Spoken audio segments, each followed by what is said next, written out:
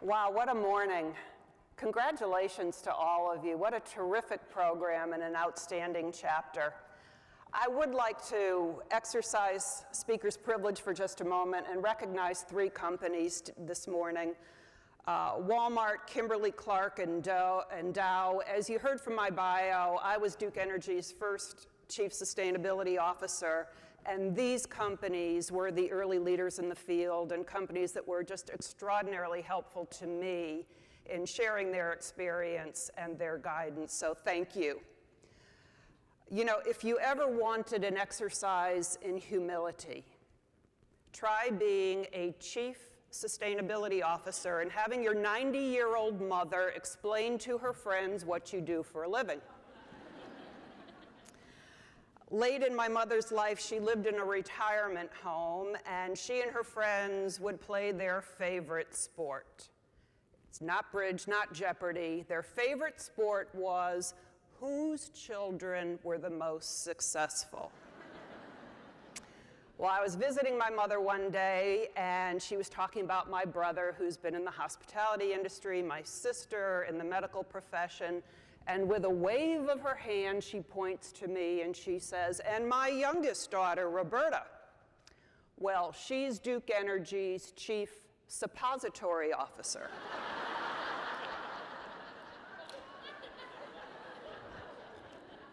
You cannot make these things up. So my role this morning is to build a bridge between business and women's empowerment and the LPGA. So let me ask you to join me in a little exercise. Close your eyes. See yourself some years from now.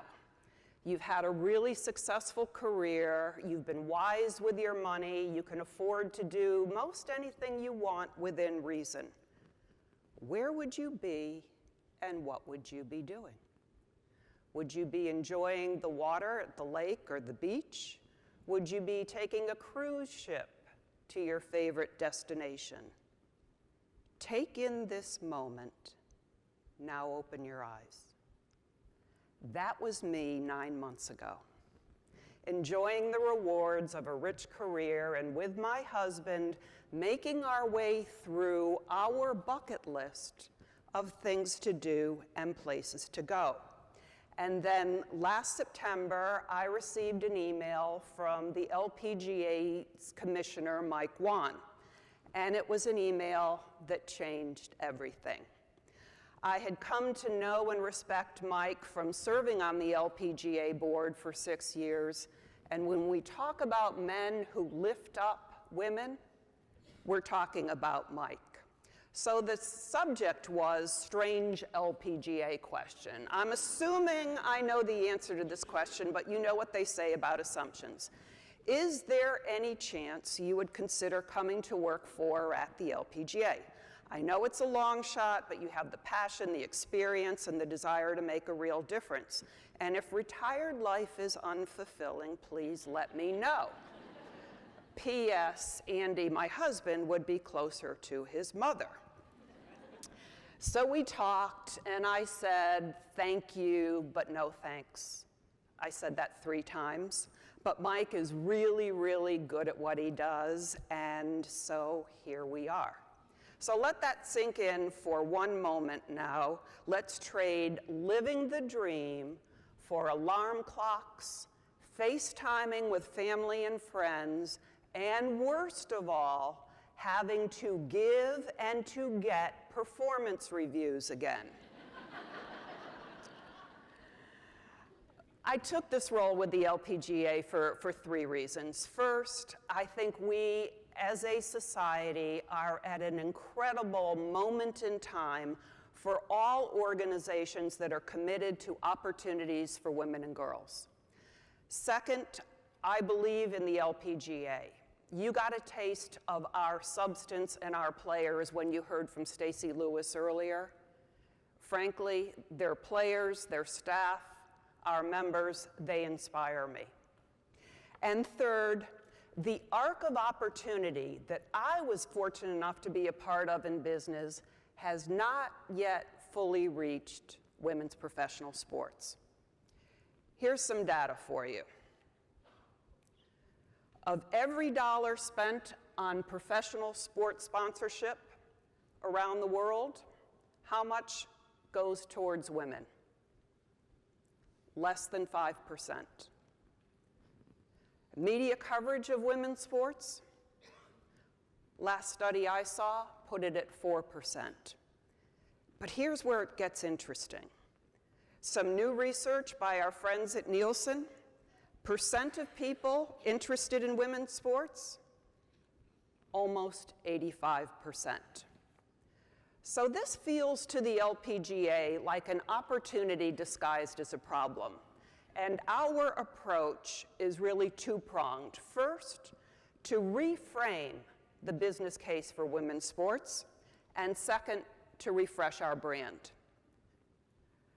Visionary companies like those here this week supporting the Northwest Arkansas LPGA event are really leading this new business case for women's sports. Our corporate partners see our value proposition growing beyond our traditional strengths. That, of course, is community relations and sports marketing. We have, I think, the most engaging professional athletes in sports. And of course, the LPGA is golf's global tour. But we are also finding that many of our partners are working with the LPGA because to them, the LPGA is more than a sponsorship. It is a value statement. These companies know that for values to get real traction, they need to pull through every corporate decision, every policy, and every line of spending, including sports sponsorship. To our partners, the LPGA represents a positive, visible, authentic example of diversity, inclusion, leadership, and opportunities for women without limits. Forums like this one are now being held at nearly half of our LPGA events around the world. These programs help introduce more women to golf and, more importantly, to the relationships that come from golf, both for business and for pleasure. Additionally, sports have always been an incubator for character and leadership. And I think Notre Dame basketball coach Muffet McGraw said it well. We don't have enough female role models. We don't have enough visible women leaders. We don't have enough women in power. Where better than in sports for girls to watch and learn how women lead? So to complement this changing business case for women's sports, the LPGA also needed to refresh its own brand. Our new brand platform is Drive On. Obviously, it's rooted in golf, but it has a much broader connotation. To be a driver is to be a change agent, a driver of progress and opportunity and optimism. We launched Drive On just 3 months ago, and the response has exceeded even our own high expectations. It's been a chance to reintroduce the LPGA to new fans and new businesses, and it's given us the opportunity to build on our nearly 70-year history of providing opportunities for women and making it better for the next generation. Of course, Drive On isn't just about golf, and it certainly isn't just for women. It's about celebrating that fire that burns inside when you discover your passion. It's about the motivating power of big dreams, and it's about the determination, the resilience, and the sheer grit that it takes to excel. Every brand refresh needs a centerpiece, and ours is a 45-second film that is clearly different from what the LPGA had done in the past. I think it's true to who we are, yet a message designed to resonate well beyond our traditional fan base. This is for every girl who's ever been laughed at or told she doesn't belong. This is for every girl who's been told she's too loud, too quiet, too this or too that. This is for every girl who thinks her body isn't good enough. This is for every girl who feels she doesn't fit in. This is for every girl who's been told that success and kindness are two different things. This is for every girl who's been told to give up. This is us crushing it for you, so you can crush it for the next girl.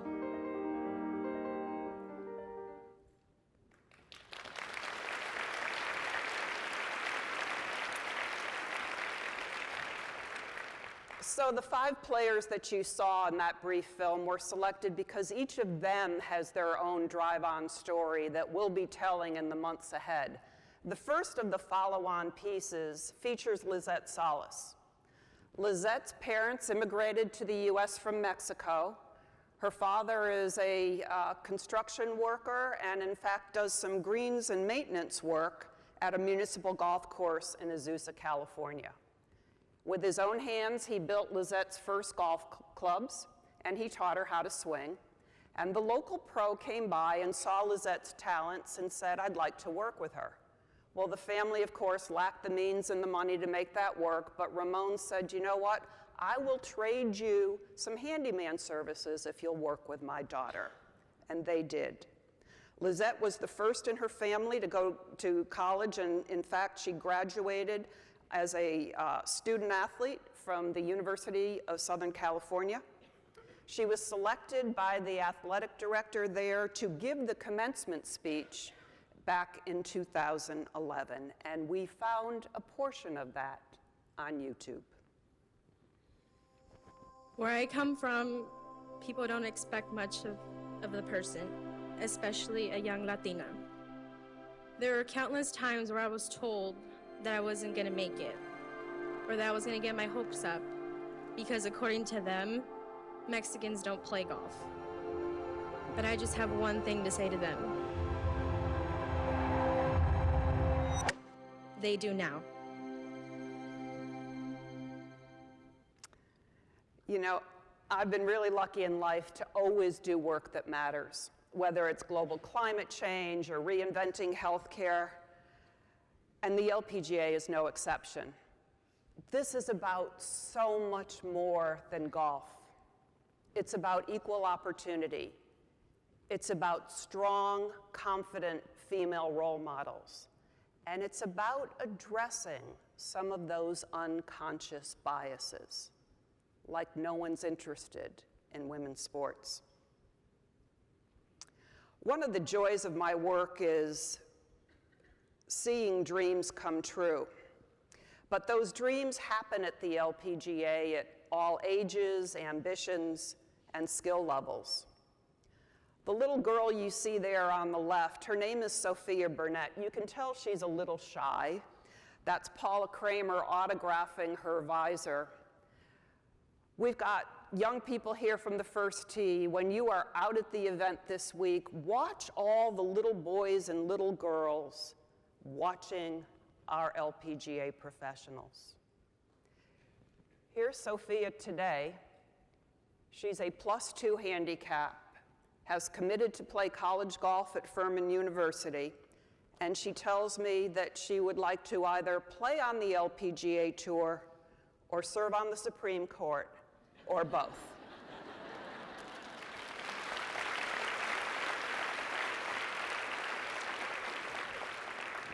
One more story I have to share. You know, reasonable people can argue the most popular female golfer out there, but for my money, it's Amy Bockerstedt. Amy is one of the most joyful people that I've had the privilege of meeting. She was born with Down syndrome. She learned to play golf at LPGA Girls Golf and has been a graduate of LPGA's Leadership Academy. When we launched Drive On back in March, we wanted to have with us some of the people that we felt personified the Drive On spirit, and Amy was certainly one of them. She became an internet celebrity back in February when she was invited to play a practice hole at the Phoenix Open with Gary Woodland. They've since become fast friends, But we did ask Amy and her mom to relive that experience for us. Can we roll the tape? It was a total surprise to see Amy's picture up on that screen and to have Roberta include Amy in this category of women, and how they came to that drive on and what drive on means, and to say what is confidence, and then to go into Amy and what happened on the 16th hole at the Phoenix Open. Oh, I had tears in my eyes. It was really hard to kind of sit through that. I'm kind of doing this the whole time, and it was pretty wonderful. Yeah. And it wasn't just mom and dad going crazy, which was fun. I mean, it was so exciting. It was a lot of fun. I was so proud of her. She gets told she's a rock star a lot. Yes, I'm like Don't tell that. anybody, but we do say that at home. Yeah. But even more people know that now. Yep.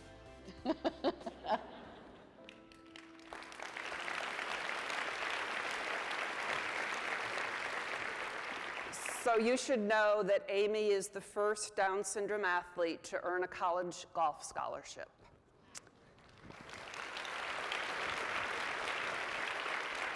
So let me end where we started. Imagine a very different future. A time where the faces of golf look a lot more like the faces of our world today, where the girls and boys who train side by side have equal opportunity to take their talents to the highest level and to earn a fair living as professional athletes. A time when female athletes are role models for girls and boys, as well as women and men, where women's sports and their gifted athletes get the media coverage that they deserve, and fundamentally, the respect that they have earned. Look around the room today at the people and the companies that are here and are investing in women's leadership on and off the golf course. Remember this moment, because you're a part of that change. Thank you.